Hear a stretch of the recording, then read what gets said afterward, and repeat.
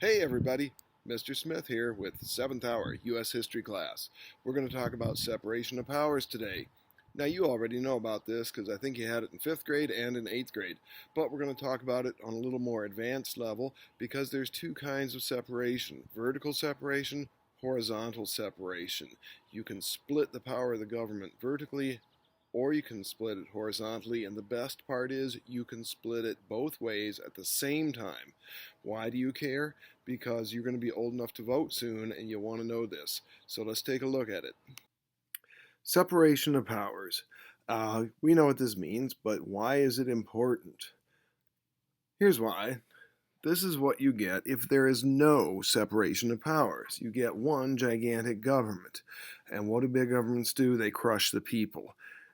If you have a big, powerful government, it's going to do the most horrible things to you. It's going to tax you and it's going to regulate you. Remember those two words, tax and regulate. That's where the government basically controls you and you don't get any freedom, you don't get any liberty. So what do? You break the government up.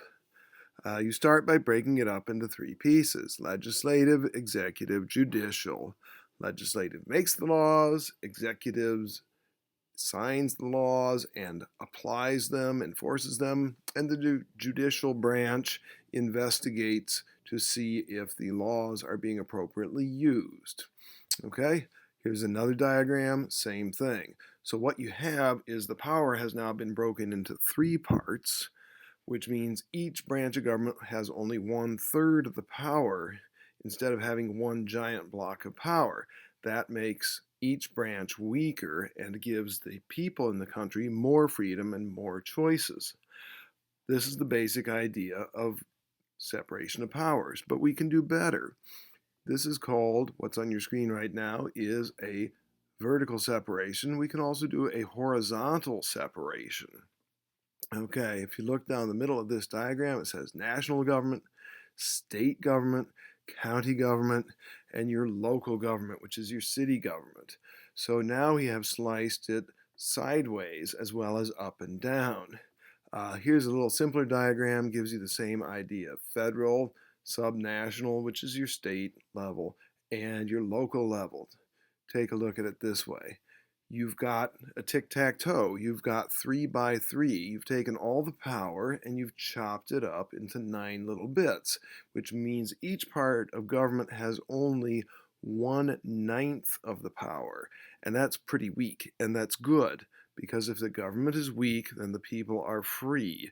If the government is divided up into small parts, they can spend their time quarreling with each other in a kind of gridlock, and they can be not efficient. They cannot get things done. And that's good, because you don't want the government getting things done. If the government gets things done, the things it's going to do is tax you and regulate you. It's going to start controlling you.